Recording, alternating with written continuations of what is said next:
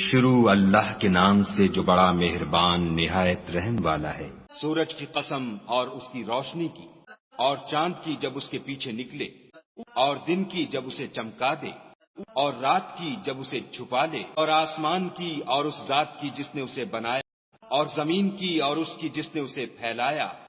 اور انسان کی اور اس کی جس نے اس کے اعضاء کو برابر کیا، پھر اس کو بدکاری سے بچنے اور پرہیزگاری کرنے کی سمجھ دی کہ جس نے اپنے نفس یعنی روح کو پاک رکھا وہ مراد کو پہنچا، اور جس نے اسے خاک میں ملایا وہ خسارے میں رہا۔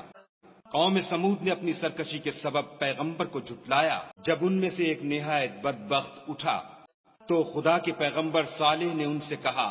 کہ خدا کی اونٹنی اور اس کے پانی پینے کی باری سے حذر کرو، مگر انہوں نے پیغمبر کو جھٹلایا اور اونٹنی کی کونچیں کاٹ دیں تو خدا نے ان کے گناہ کے سبب ان پر عذاب نازل کیا اور سب کو ہلاک کر کے برابر کر دیا، اور اس کو ان کے بدلہ لینے کا کچھ بھی ڈر نہیں۔